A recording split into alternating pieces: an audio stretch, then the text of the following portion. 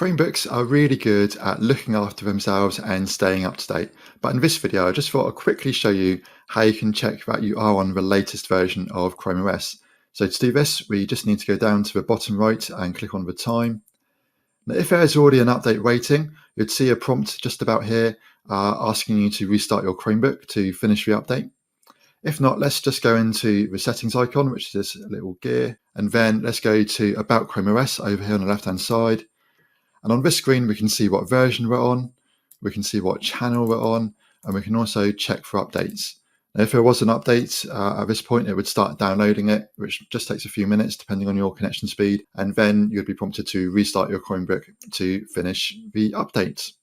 Right, that's it for this video. Thank you for watching, and if you've got any questions, please do reach out and contact me.